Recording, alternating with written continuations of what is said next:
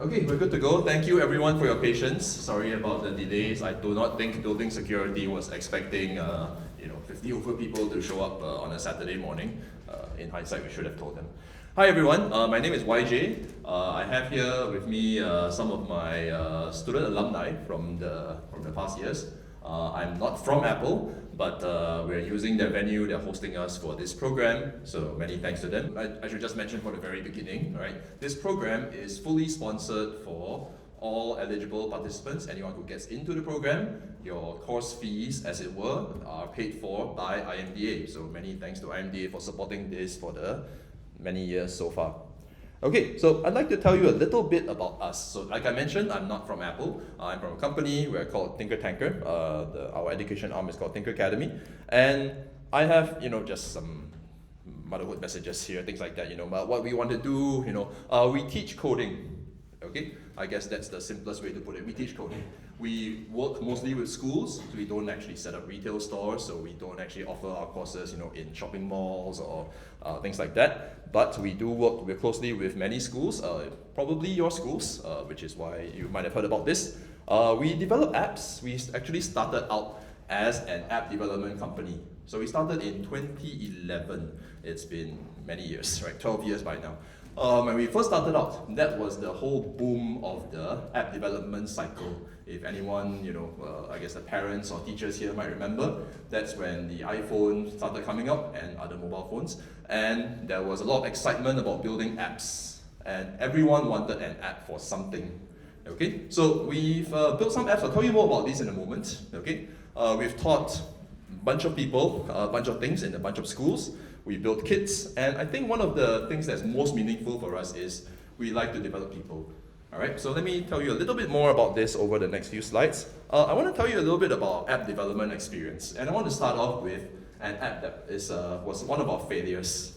Okay, so this was something that we built back in maybe 2013 or 2014, if I'm not wrong. I don't actually remember the numbers. And it was, we built an app to scratch our own itch.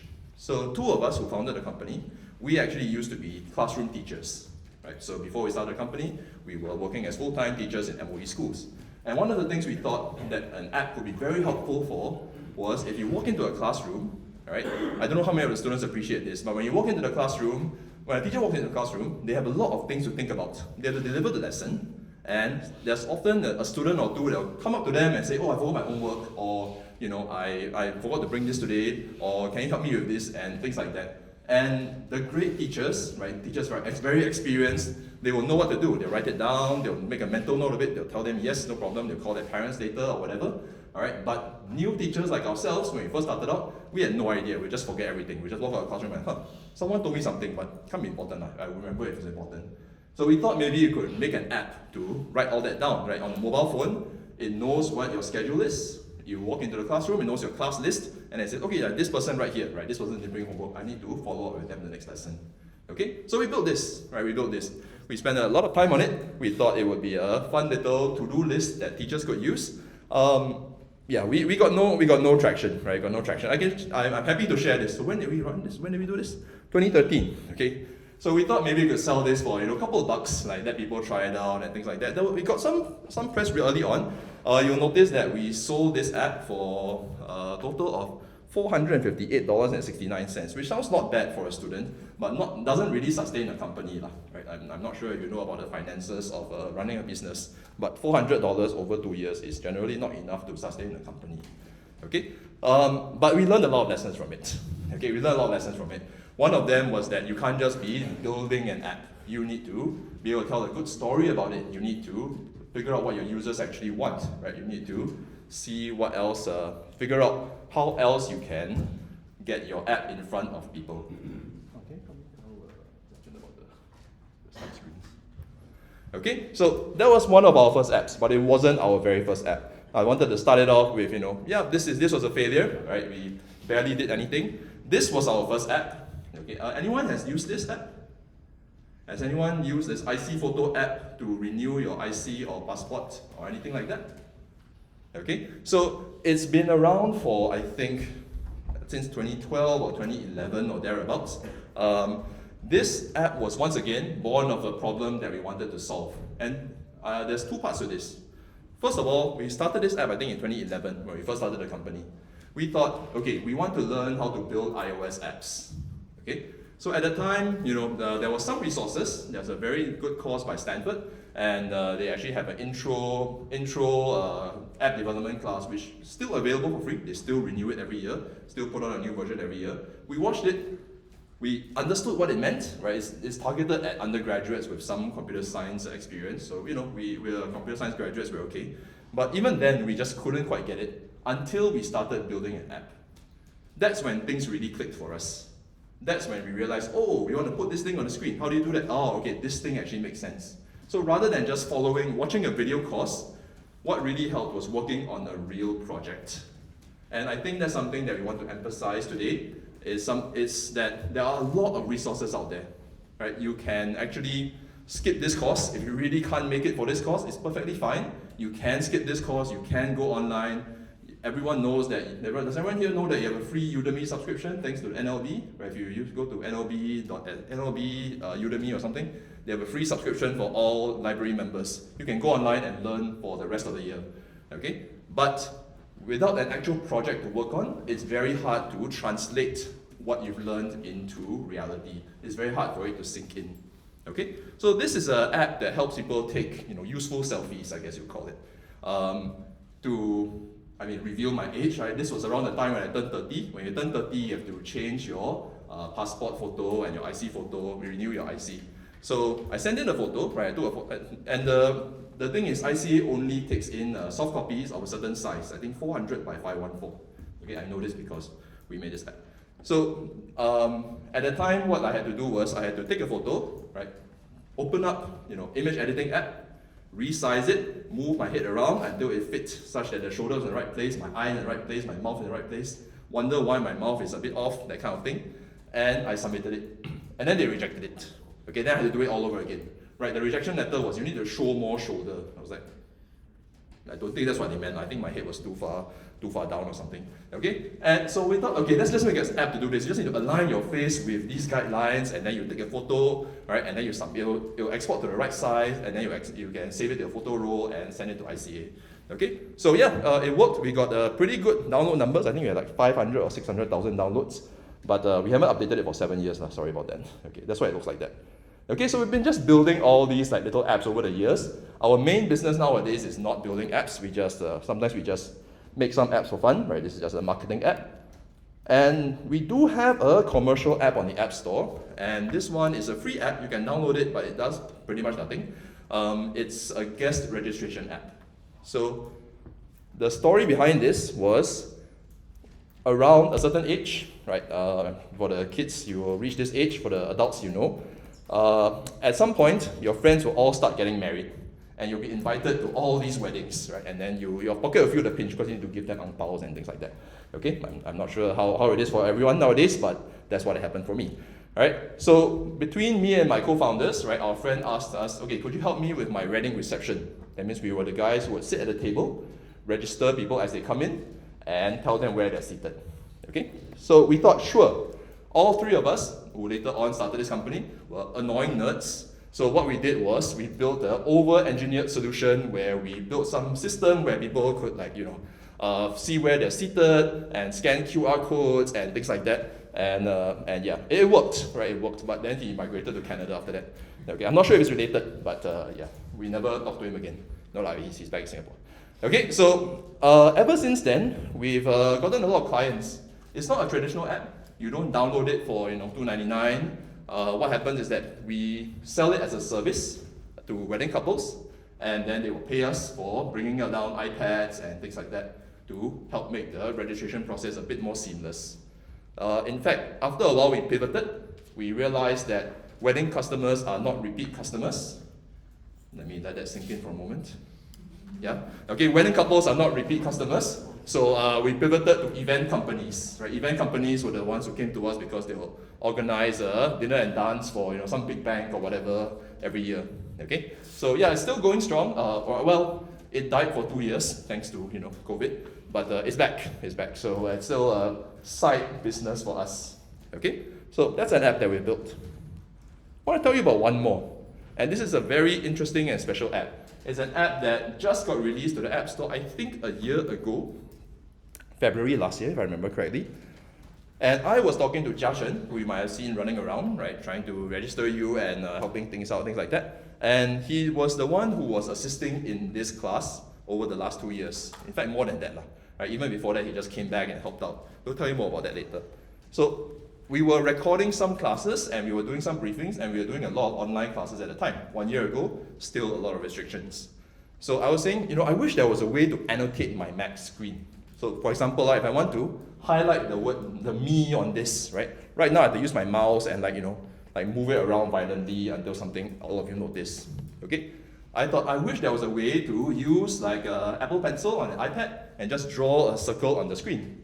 Okay? So he was in the room, we did some searching, and we're like, oh, here's a $2 app I found, I said. Right? So I bought it, I downloaded it, and Jia Chen was very angry with me. He thought, why would anyone pay $2 for an app when they can just build it? Okay? At this point, we were quite busy with a lot of things. I was like, no. If you know Jia Chen, right, you know what happens next, right? At this point in time, wait, no. By the following week, he had made an app that on the iPhone mirror what's on the Mac, and you can draw on the screen. And we put it on the App Store for $2, right? Just to be funny. Okay, so I think this is Jia Chen's a special case, I would say. Right, I don't expect all our program graduates to be like that. But I think this illustrates one very interesting point. Okay, there are people out there who treat coding not so much as a means to an economic end. Okay, so of course IMDA wants job development and everything. Of course, great, right? Because they are under the Ministry of Trade and Industry technically, right? But for us, as individuals, okay, if you never code professionally in your life, there is still quite a lot of value in knowing how to code, in knowing how to build things. I was reading an article recently online, and I wish I could remember the name of the app. It was a gentleman in the US. He was talking about how he has this app. There are 4 users for it. It's been around since 2020. And the only 4 users are him, his wife, his kid, and his parents. And because all they want to do is, what happened was that in 2017, there was this app which they really enjoyed. They just open it up, right? They'll take it's kind of like Snapchat. Imagine Snapchat for your personal use, right? You take a photo, right? You take a short video, you upload it, and then it will be broadcast to all your family members, and they'll be able to see what's happening during the day. So I can imagine, some close-knit families, or even like families living apart, right? This is something that they would really enjoy. But the app that he liked shut down. It went away. Nothing that he wanted, nothing which actually met his needs ever showed up again, which was a pity. So what did he do? He built it.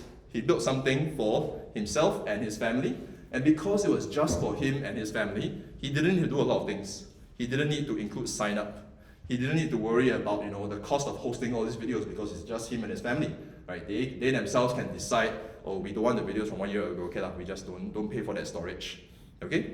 So in his article, he likened this to not so much learning to code for an economic outcome, not for jobs, right? Not for some advantage later in life, or even your university applications or polytechnic applications for some of you.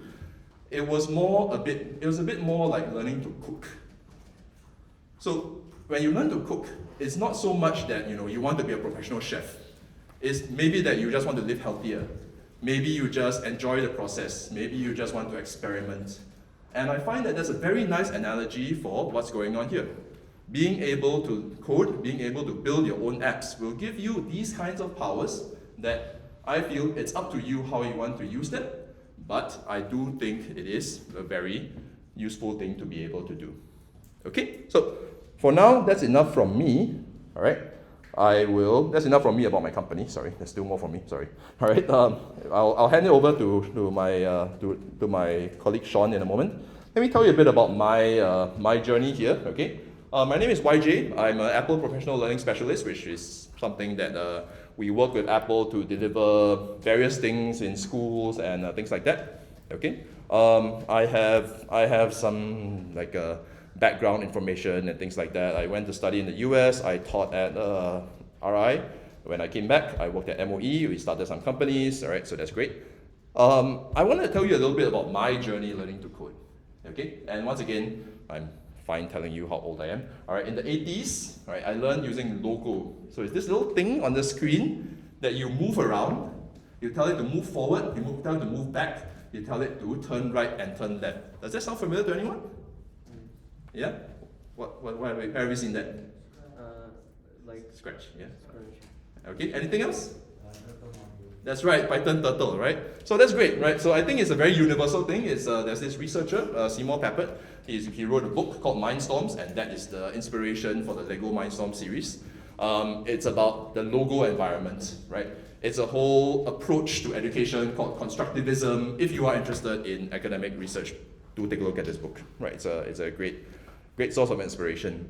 Okay, so that was a little course that my parents signed me up for when I was, primary school. Okay, went to one of those centers, drew some flowers, drew some fractals on the screen, very nice. Okay, in secondary school, what happened was this was the sort of entertainment that we had at the time. All right, we didn't have graphical user interfaces. We had command line interfaces. We typed in our commands, right, and we ran games. Being secondary school kids.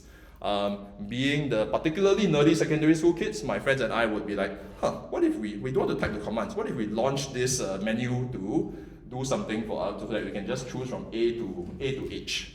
Okay. Of course, writing this menu, right, creating something like this, took a lot more time than actually typing the commands it would ever take us in an entire lifetime, right? But it's the sort of satisfaction, okay, sort of satisfaction that you get from actually just building your own little solutions. Okay, and if that speaks to you, if that's something that you recognize in yourself, or for the teachers and parents, is it something they recognize in your kids or students? All right, let us know. We would love to try and develop this further. Okay. Okay, so when I went to university, we started doing actual programming, if you will. It's still similar, right? You can see over here. This is called Carol the robot. If you go online, you'll find courses about it, and it's just moving around, collecting things. And this is a lot like Swift Playgrounds. If you've ever tried Swift Playgrounds, I'll tell you more about Swift Playgrounds later. Okay, so now we're teaching courses, and full circle, right? Full circle. Starting from logo, we're back to drawing stuff on the screen, teaching people how to do that. Okay. So I do think it's a lot easier to learn how to code nowadays. Right? Back in my day, if I wanted to learn how to code, I had to go to the library. I picked up a few books. I went back to my parents' place and looked at some of the books that I had when I was a kid. Some of them don't make sense. I was like, why would I ever learn this? Okay, but that's what we knew, right? These are some of the things that we thought we would do. But now you have YouTube, you have Udemy, you can go online and you have all kinds of free resources. So it's really easy to learn to code right now. This is my own series of iPad coding apps on YouTube. Please like and subscribe, etc. And it's a lot easier to get your stuff out there, right? It's a lot easier to take what you have and put it in front of an audience. Because back in my day, I keep saying this like I'm very old, sorry. Back in the day, if you wanted to put something out there, you had to actually, sign a contract with someone. Imagine trying to sell a toy. That was the process, right? That was the process. That was the process back then for software. You had to put it in a box, put it into a store, and then people would go to, let's say, Challenger. I think it was around back in the day, right? And then they would pick up the piece of the box and then say, I want to buy this, right? And then the parents would say no. Okay. Nowadays, what happens is, the kids will be like, here's an app on the App Store. I want to buy this, and then parents say no, right? But then they can just take their fingerprint or when they're not looking, put it in front of their eyes, and then get a Face ID, and then they can buy the product. Separate issue. Okay, but it's a lot easier for you to get your products in front of an audience nowadays. All right, and that has led to things like this guy. Anyone remember this? Oh yeah. Yeah. Okay, so I think this was like before the students in the room. I think this was like almost as old as you, if I remember correctly, because when I was teaching, right, this was a huge hit, and I do remember pausing one of my classes because one of my students wasn't paying attention, but he had a high score of about like 500 something, and we were all watching him to see how far he could get. Okay, but this was made by one teenager in Vietnam. One teenager, right? One teenager managed to destroy millions, if not billions, of hours of productive time worldwide. Right, I heard he got quite rich, but he was also very stressed by the attention. That's a separate story. But one person could make a huge impact on a lot of people. Okay, so if that sounds exciting to you, right, it still does to me, even after all these years, even after apps are normalized and everything, I think there is something there for everyone. Okay? Alright, so why join this program? For that, I would actually like to, I think I'll spend a bit of time talking about that. I would actually like to give my time over to Sean over here, who's been standing here very patiently. Alright, he's actually going to be my assistant instructor for the year, unless he gets enlisted. I don't know what's going on there. Alright, and he will tell you a little bit more about his experience. He joined the very first batch of this class, and he's back to help out. Jiaxuan out there also was from the first batch. He was helping out for the last 2 years. And Sean, take it away. Is this thing okay? Right. So hi guys. I'm Sean. For the class of 2023, I'll actually be the assistant instructor for most classes. I actually do enlist for national service this year. I'll have to kind of settle that with YJ. But for now, you'll see me around on Saturdays if you do get into the program. So like, a bit about me. So I'm the guy on the left in that photo. I'm not the CEO of Apple, unfortunately, yet. I'm kidding. But so I'm a Temasek Polytechnic student studying a diploma in cybersecurity and digital forensics, and I was awarded the IMDA SGD scholarship in 2020 when I first joined Polytechnic. So I'll be sharing a bit on how you can kind of use Swift Accelerator as not only a springboard to kickstart your career in IT, but also how you can tap on the opportunities and community that Swift Accelerator provides to form meaningful relationships with people and provide unforgettable experiences as part of this program.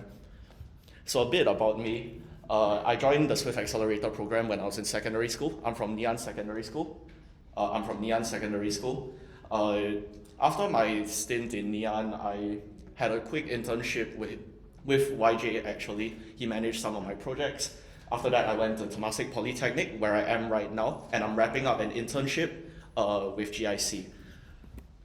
So my journey in IT might surprise some because the general idea I get is that a lot of people, I've asked a lot of the students and the alumni about their experiences with IT, and actually, a lot of people tell me they started from a really young age, like they started playing with Scratch, when they were like 12, 13, before they even joined secondary school.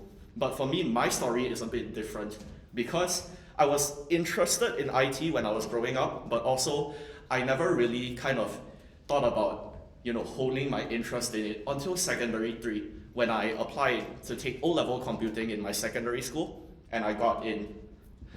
And when I was in O-level computing, on the platform that Ngee Ann Secondary School used to kind of give homework and assignments to students, there was a bulletin announcement that was actually kind of announcing for people to join a certain coding class for iOS development. And so I applied and I got in. So I'm part of as YJ has said, I'm part of the incumbent class the first class of Swift Accelerator students as part of the class of 2018. So I had my stint in Swift Accelerator. I learned under YJ. I annoyed him a bit back then, which culminated in the release of my app for Swift Accelerator in 2019. So my app is named Fractal. It's essentially a calculator. The journey of me deciding to build a calculator was that back then, my parents were using an iPhone SE and they passed that down to me. They were using iPhone 5s and iPhone SEs, both with very tiny screens. So when I wanted to kind of use the iPhone calculator for my math homework, what would end up happening was that, I'm not sure how familiar of an experience this is for you guys, but if you're trying to use like scientific functions on an iPhone in the calculator, you actually have to tilt the phone in order to access stuff like powers, sine, cosine, stuff like that. And on a tiny screen like the iPhone 5 and with my massive hands, I kept pressing the wrong buttons. So that was the rationale for me to actually develop an app like Fractal, which was usable entirely in portrait. Now, the focus on Fractal has kind of shifted because, the more newer iPhones have massive screens, all things considered, compared to the old iPhone SEs and the iPhone 5s of the time. So actually, it has kind of like shifted from being a calculator that's usable in portrait mode with just one hand without fat fingering any of the buttons, to kind of just delivering a more simple experience that isn't that's a bit different from the regular iOS calculator.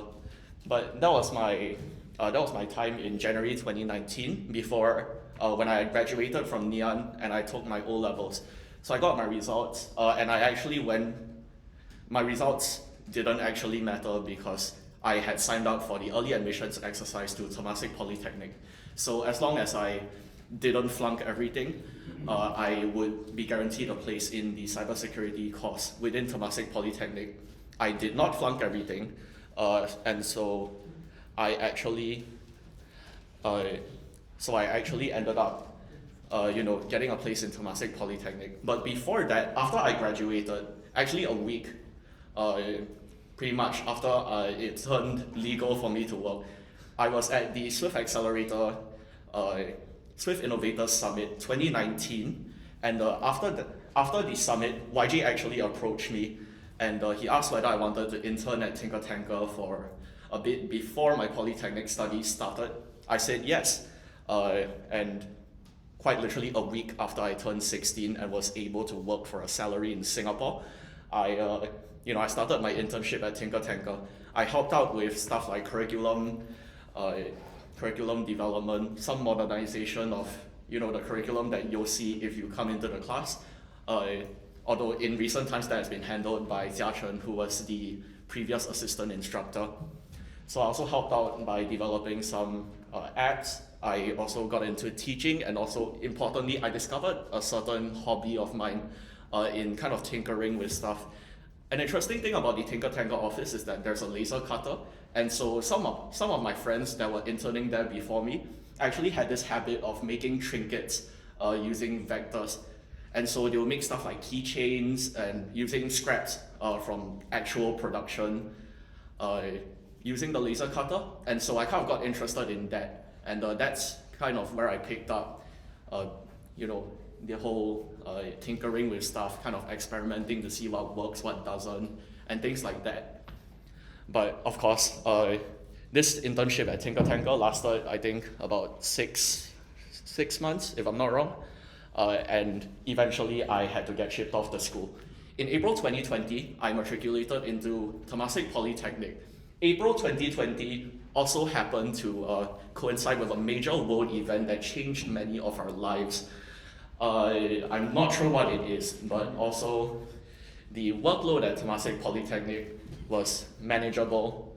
There was a lot of projects, which is part of the poly experience.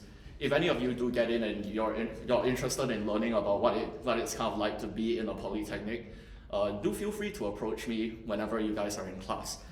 And there's a lot of projects. I spent my entire first semester learning from home because of COVID, and essentially I started class during the circuit breaker period, if you guys remember that. So it actually ended up being quite interesting, because I was expecting to go to school for class, and then all of this happens, and I'm just sitting here at my desk kind of listening to the teacher and doing work, stuff like that. It was an interesting experience to start off my Temasek Poly journey. But with that, I also applied for some scholarships, and in September of 2020, I was actually awarded the IMDA SGD scholarship.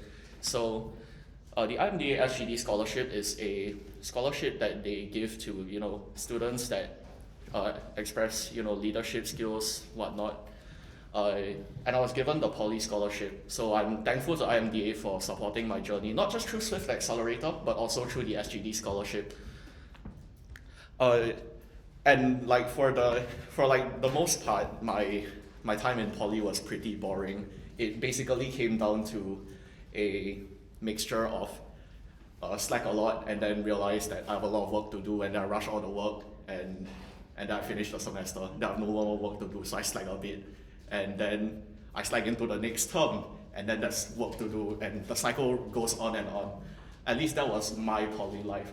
But recently, as of July of 2022, I'm actually serving my student internship program at GIC, which is a investment company that invests the reserves of the government. So I'm actually a cybersecurity graduate, and my job scope there involves deploying security training for the users inside GIC. I think that's that's a bout of meaningful work, right? I do believe that one of the core tenets to living a meaningful life is actually elevating those around you, which is part of why I have come back to volunteer in Swift Accelerator during these periods. It's so that I can kind of give back to the community that helped kickstart my passion for IT in the first place. And in GIC, I do much of the same work, which is why I actually really like my internship there so far. I actually do end my internship in about 2 weeks' time, so a lot of submissions to kind of rush and stuff. But yeah, so that's about it for the GIC my student internship. And in March of 2023, I'll officially be the assistant trainer for this program. I'll have finished all my academic commitments to Temasek Polytechnic by then, so that also involves a lot of university applications and of course serving the country when it's my time to enlist. But I guess enough about me. In terms of why you should join this class, I think it comes down to 3 major tenets of what I think Swift Accelerator kind of stands for. In terms of why you will join this class, I think you first have to ask what this class is about. And the high level explanation, of course, is that it's a 160-hour intensive coding course where you learn iOS app development. But if you think about it, it's not just about the app development, it's not just about learning how to make apps. It's about a community. You're signing up to be part of a community of like-minded students that you can grow with over the years. The people in my batch of 2018, I've seen them grow from, and I've seen myself grow as well. But I've seen my batch grow from, just a bunch of random kids gathered around in a coding class, to each of them having very successful careers, at least the starts of their careers in their own right. And I think to watch that growth with your friends over the years is something that I value a lot. And Swift Accelerator has given me one of those communities where I can actually kind of see people progressing as they grow up. I think it's kind of shocking to me that I've been back here assisting in classes and whatnot for 5 years already. So if I'm not wrong, the class of 2023 will actually be the 6th batch of students that we take in, which is kind of amazing to me. I was chatting with one of my fellow alumni the other day, and he kind of mentioned to me we've known each other for 5 years, and I was just sitting there shocked, because with COVID and everything crazy that has been going on in the world, 5 years kind of passed by in the blink of an eye to me. It feels like yesterday I was sitting in one of these chairs that you're sitting on, just coding on the MacBook that Nyan Secondary School gave me. And so I think to have seen the community grow so far, to see my friends and the people around me elevated to new heights is very heartening. And if you want to be part of that, I think the Swift Accelerator program is a great option for kind of getting to see that and also to celebrate your own personal growth.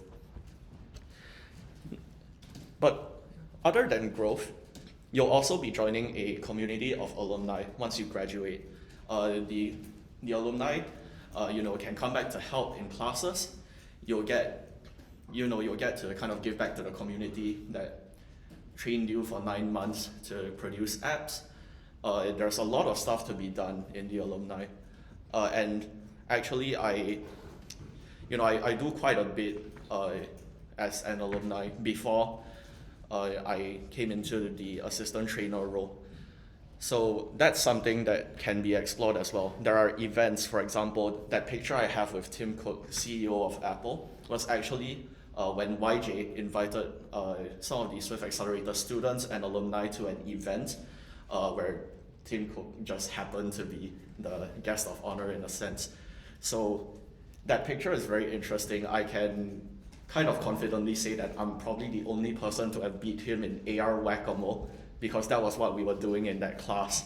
So I guess that's something to put on my resume when I'm applying. But next I want to talk about how Swift Accelerator can be a springboard to kickstart your passion in IT. So what I mean by springboard is much like how Swift Accelerator kind of catalyzed my interest in IT. I think in a way it's actually a very good way to not only hone your talent, but also if you're not sure, you're undecided about where you want to go in the future, it's a great way to experience what it's like to become a worker in IT, or rather how it's like to kind of develop apps or be a developer.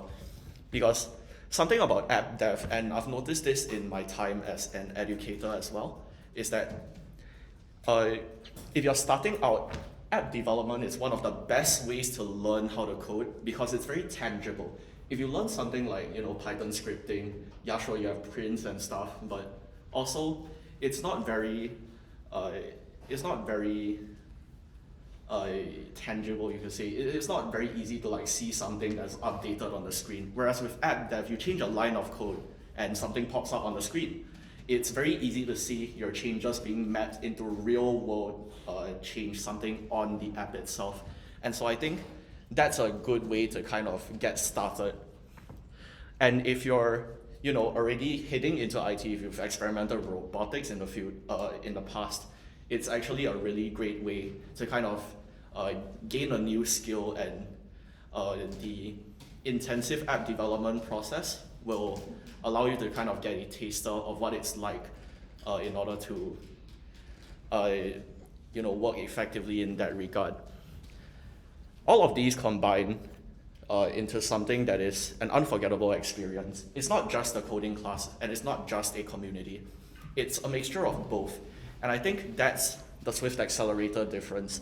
You don't necessarily come here for purely portfolio reasons, and you don't come here to chit-chat either. You come here as a mixture of both because you want to enhance yourself and you want to enhance others around you. I think these two are principles that I stand for, and also the class in general stands for. And thus I think Swift Accelerator is generally something that will help you grow if you do decide to embark on it. I think that's all I have to share, so I'll pass the time back to YJ. Thank you. Thanks, Sean. All right. Thank you very much, Sean. Appreciate it.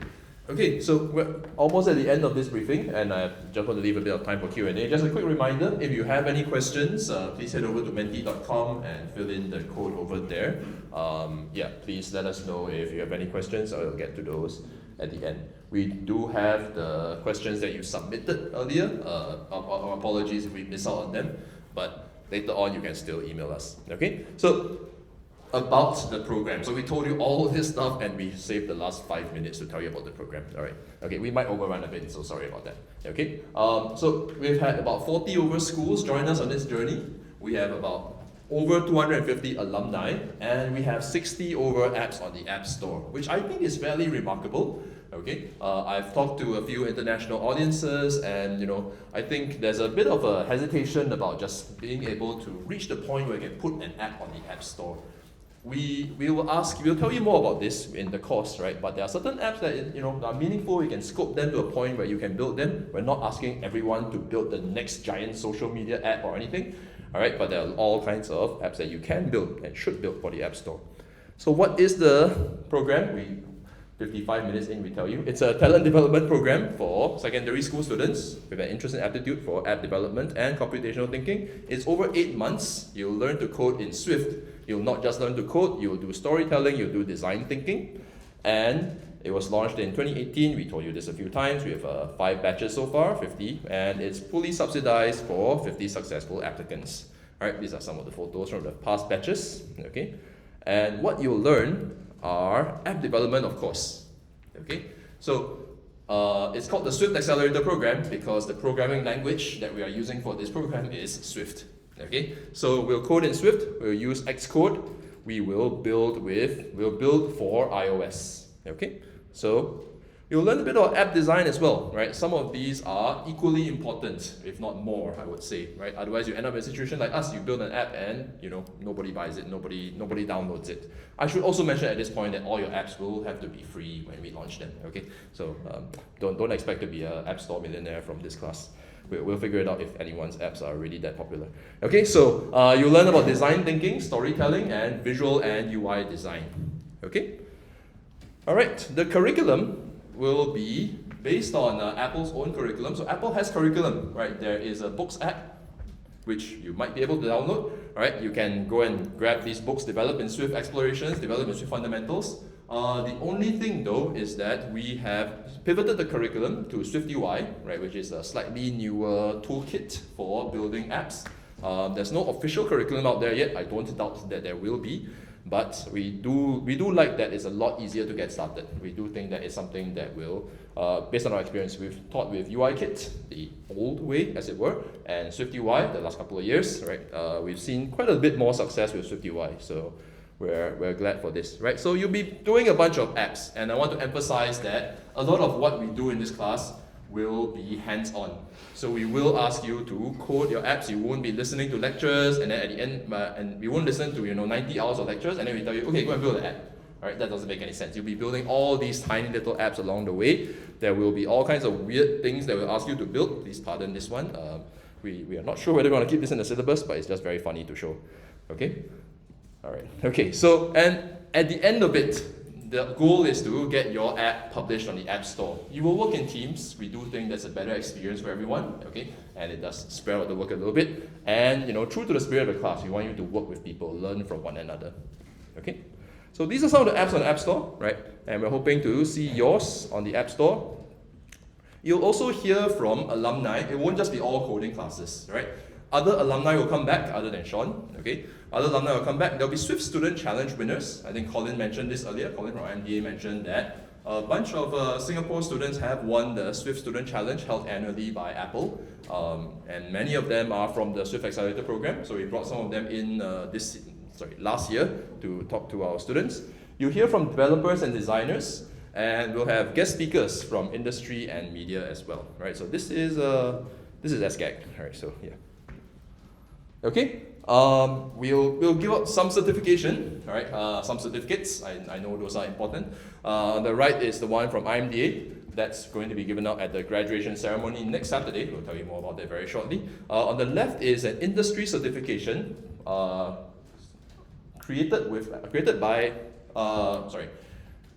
run by Certiport and created with Apple, and it's an official certification that says, I know this much about app development with Swift. Okay, so there are two levels to it. You'll be doing the slightly, the one that's tailored to, I guess, undergrads and high school students, which is you, and this is entirely optional, but if you go out there and try and do this cert on your own, it will cost you, like $100 over.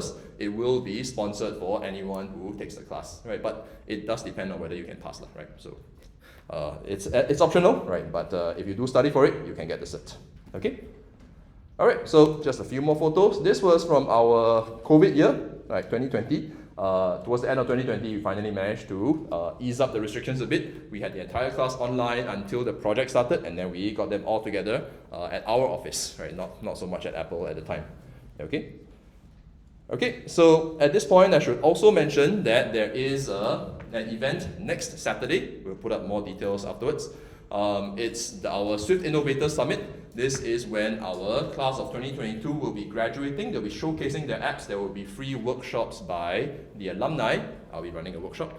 But the main thing is there'll be a lot of alumni there. If you're interested in the program, this is a great way to go there and find out more, right? So it's open to the public. Anyone can attend, even if they are not eligible for the program, like primary school, you have younger siblings or things like that. Please bring them along, right? It's a great chance to find out more and learn, right? It'll be hosted by SGI, so many thanks to SGI for hosting us. Who here is from SGI? For you.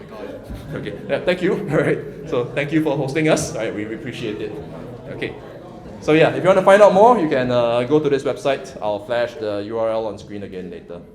Okay, and a bit of news on our end, right? Well, so it's not just in Singapore, right? I literally just got back from the UAE last weekend. where we are trying to build something up over there. We will be starting a Swift Accelerator Programme over in the UAE, and their students will start their program, I think, in May this year. So hopefully we have some avenues for collaboration or some kind of working together, right? We'll see how this goes. So they will be starting their first batch. All right. Okay. So sorry if I exceeded time. All right. So applying. How to apply?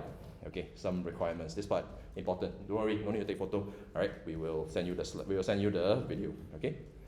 All right. First of all, you have to be able to commit to the training schedule. Okay. It's very long. It's the longest program that IMDA sponsors. Okay, and with good reason, right? Because we really are trying to make sure that you have the time, the space, the freedom to be able to build and finish an app. Okay, I'll put up the schedule on screen later, but it's actually available on the website. Okay, so don't worry about taking it down or anything. Now this part, right? You would need to have access to a MacBook, right? Preferably released after 2018, anything that can run Monterey and above, right? So if you're not sure what any of that means, it's okay. You can drop us a note and let us know. Some schools might be able to loan you. There is a chance that we can loan you even if you don't have a MacBook. We don't want to exclude anyone who, I know that all of you have your personal learning devices already, right? And it might not make sense, or you don't. Okay, maybe the second one's okay. But we don't want to exclude anyone who doesn't want to buy another personal device for that. Okay, so we'll figure something out. All right, but just be aware that that is a requirement for this program. We are essentially coding on the MacBook.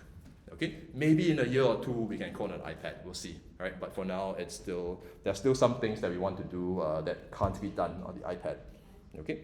Some of you those of you who have iPads, you're hopefully aware that you can code on the iPad. All right, I'll tell you more about Swift Playgrounds shortly. All right, so if you have an iPad, let us know in the application as well. You can do quite a lot of the course, hopefully. Now, this one, as you know, this is sponsored by the IMDA, Infocom Media Development Authority. So members of Infocom and media clubs get priority. This is fairly broad definition, so things like robotics, AVA, photography, Infocom, of course, all those qualify under this umbrella, all right? If you're not and you're really interested, it's okay. Just put in an application. We will try our best to make sure that everyone who can and wants to get in will get in, okay? So the deadline for application is Sunday, 26 February.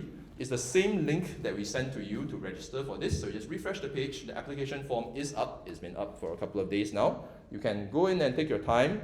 We'll ask you for your particulars, your contact info. We'll ask you for a teacher info, right? So if you're in one of these clubs, please fill in your club teacher name and email. If not, someone that we can contact, because by the end of this, we will be contacting your teacher to say, hey, we'd like to invite you to the summit to come and see your students' works being presented, okay? By the way, if anyone needs to head off, right, please feel free, right, don't worry. But just be aware, if you need to head off, exit is over there. Please remove this badge before you leave and hold on to your badge so you can scan the QR code downstairs. Okay, so I'm aware that we are overrunning, so sorry about that. Okay, we have a short quiz for you. Okay, we have a short quiz for you. I'll tell you more about this in a moment. We'll ask you to upload a video. Let me tell you about the application. The first part is an aptitude assessment. So we want to test your programming knowledge in Swift.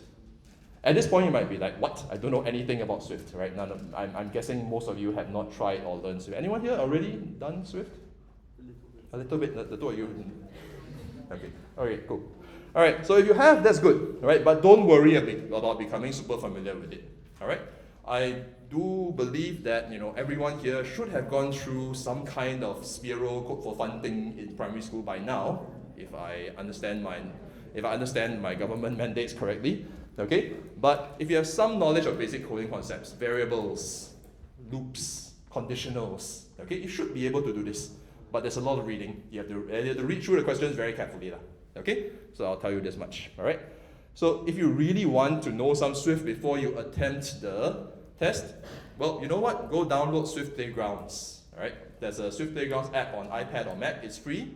Download it. There's a series of puzzles called Learn to Code. Very fun. You move a character around, it picks up beepers, it moves around, you can loop it. Okay? Once you're done with that, I think you should be in pretty good state to attempt the aptitude assessment. Okay? And I guess this one, we're not going to hold any exam conditions or anything, right? Please do attempt this under exam conditions. Okay? right? Do not discuss, look up the answers, do not share your answers. I appreciate you helping us ensure the integrity of the process, okay? Because it doesn't help if someone gets in and they don't actually know what's going on, all right? The rest of it is a bit easier. We'll ask you to do a self-assessment, okay? Rate yourself 1 to 5 on these things, okay? But don't worry, you won't be penalized, okay? We know some people are a bit more humble. We know some people, maybe not so humble, right? That's fine, that's fine. We just want to get a sense, right? So this is not going to be a big factor in it, but we do want you to submit a video to introduce yourself and tell us why you say that, okay? This video, if you don't want to record your face, that's okay, all right? We are not asking for, like a Final Cut production level types of things. No need to video edit for 3 days, all right? Just something that lets us know about yourself. That's all we're asking for, okay? And maximum 3 minutes, 1 to 3 minutes, right? After 3 minutes, we will stop because someone submitted a 15-minute video last year, all right? So don't do that, all right? Okay, the last one is optional, portfolio, right? Please, if you have any documents or links that you think will help your application, right, please feel free to submit them. Make sure they're publicly viewable, okay? I don't think we'll have the time to be able to ask you, please give us permission to view your drive, that kind of thing, okay? But don't stress out if you don't have anything to submit, right? It's optional. Okay, so we've simplified the process a bit from last year. We used to have 15 quiz questions. We decided that was a bit scary after some feedback, so yeah. Okay, some tips when you're submitting. It's a form, okay? Save a backup copy of your responses in case your browser crashes, okay? We're hosting it on a commercial platform called Jotform. If you sign up for an account, I believe you can save your progress, okay? After you submit, please check to make sure you receive a copy of the application in your email and let us know if you didn't, because we have had at least one case where someone submitted, it was somewhere in the system, he received the email, but we didn't get it, okay? So it was a bit weird, all right? Try out Swift Playgrounds, right? Attend the Swift Innovator Summit. You'll find out a lot more about the program, okay? This is the schedule.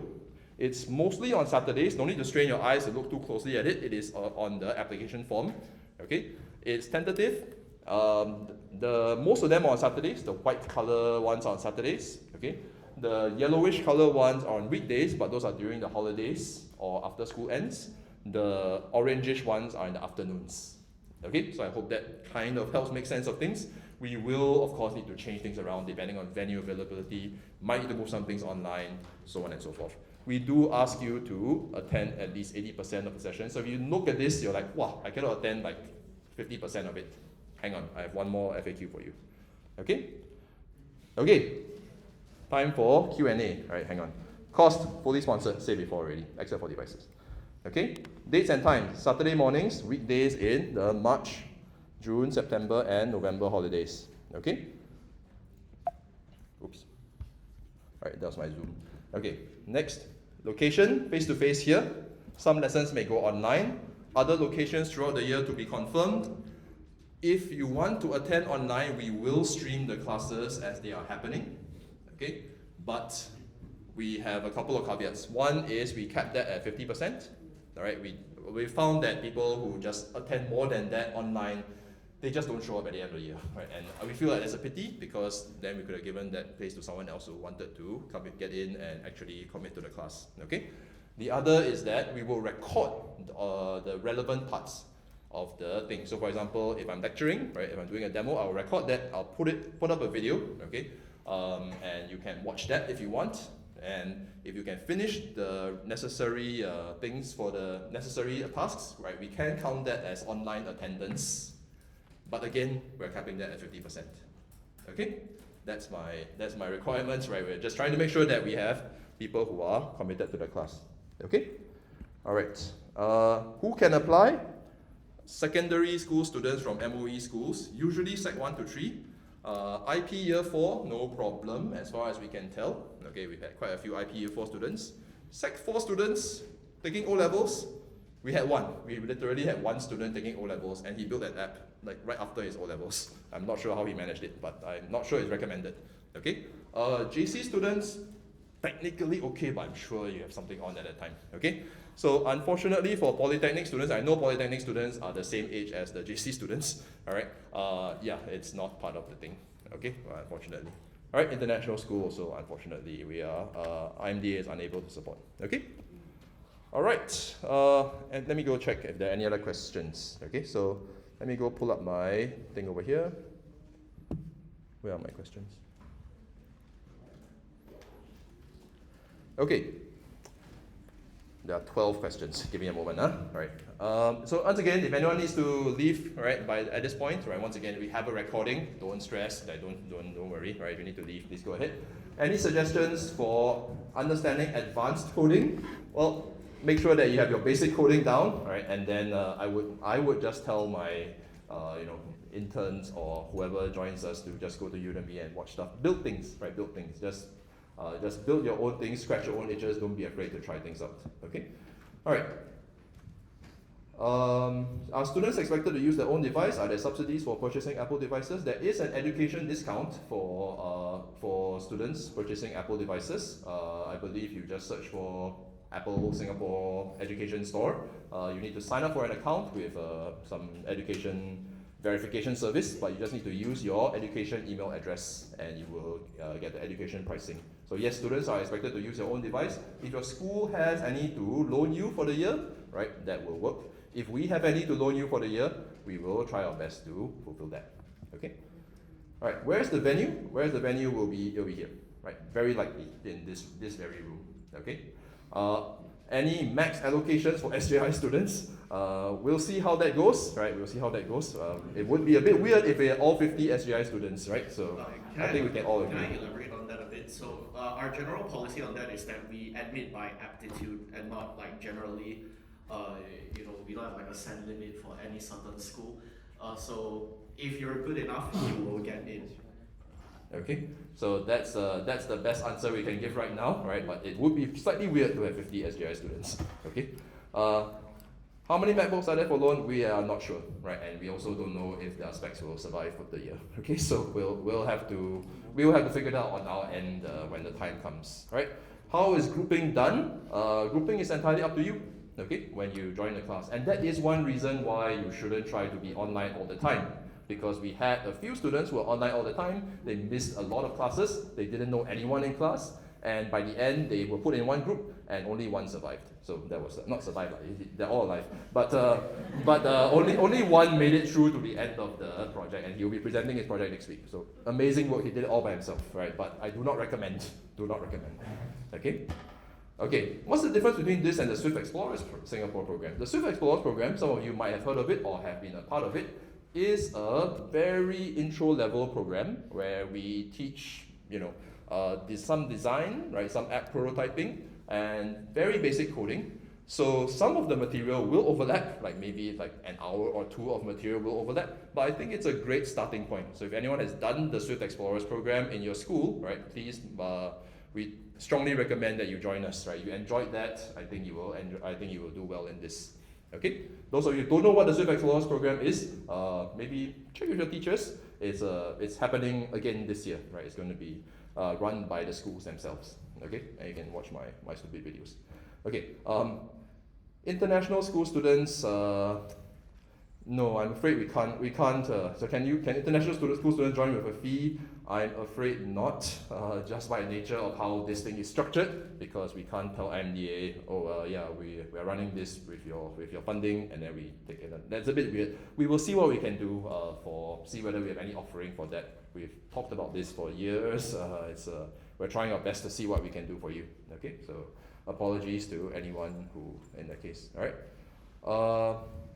Those Infocom Club in primary school but not secondary school, I don't think that counts to IMDA, but sure, feel free to mention it. Okay, feel free to mention it.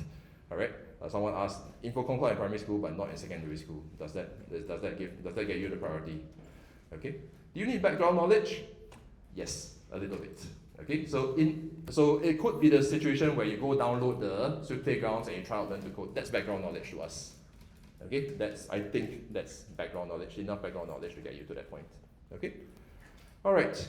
Any number limits? Any limit to the number of students from a school? You see that the SJI people make people scared. Okay, how many slots are available for the program? 50, right? 50. Although we might take in a few more, right, if we have space. Is it fully subsidized for foreigners? I believe so in MOE schools. All right, if you're in MOE school, yes. Okay. How many school students will be competing for these 50 seats? That's a good question. I have no idea. Okay, so for reference, yeah. the amount of applicants we got last year was somewhere in the ballpark of like 150, if I'm not wrong, right? Yeah, I have no idea. Yeah. I have no idea. That's great. It's been a while. Yeah. Okay. Yeah, so you can think of it as like in the hundreds, low hundreds at the very least. Okay. Let's see. Does citizenship impact the selection? No, if you're from MOE school, international school students. Any recommendations for you? Email me. All right, email me. I'll get back to you with some recommendations. Okay. There are plenty of resources online, and maybe we can work something out with your school or something. We'll see. Okay. So that's the best answer I can give right now. Okay. I think I've answered everything unless anything just showed up. Can a non-Mac computer be used? I'm afraid not. All right. So probably just Mac, maybe iPad. Okay. So Mac and iPad are likely to be okay. Mac definitely. iPad likely to be okay. There are certain modules we can't do on iPad yet, but you can do a lot of the learning on iPad lah. Okay. All right. Okay. We have taken 1 hour. Are there any final questions? Anyone want to raise your hand and just ask a question? Yes. Yes.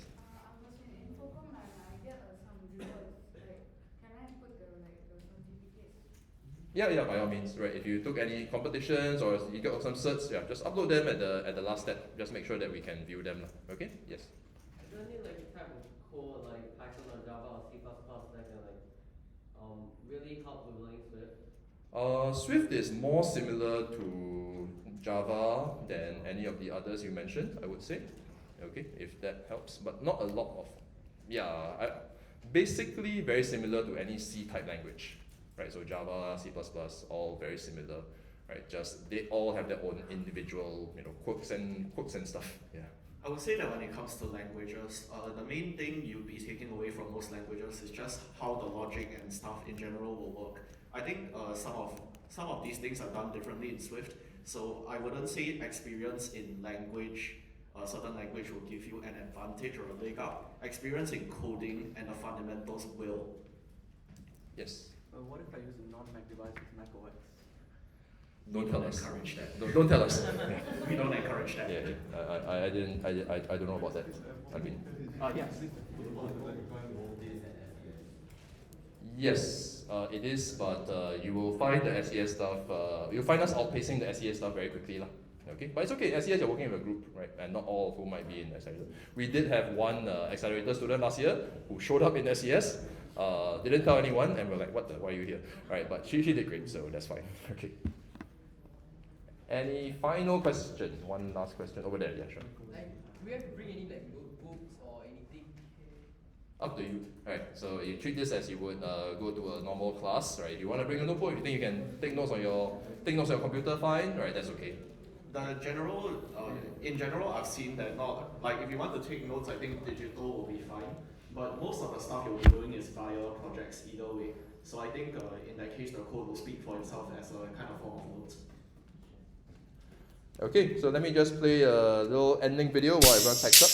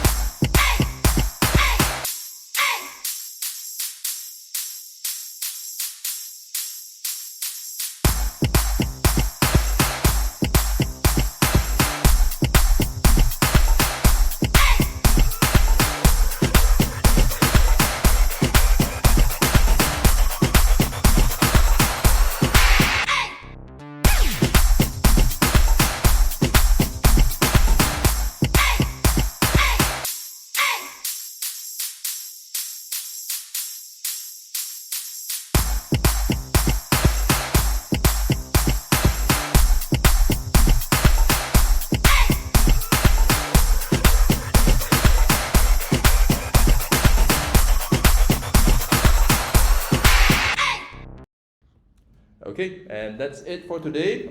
Please sign up for the summit, or at least head over there and find out more. It's the same website, just same website that you've been to. We will email you a copy of this briefing, and if you have any questions, just let us know. There's a contact link, hello@swiftinsg.org. Right, I'll be around for another 10 minutes or so if you have any questions as well. Okay? Thanks everyone. Have a great weekend.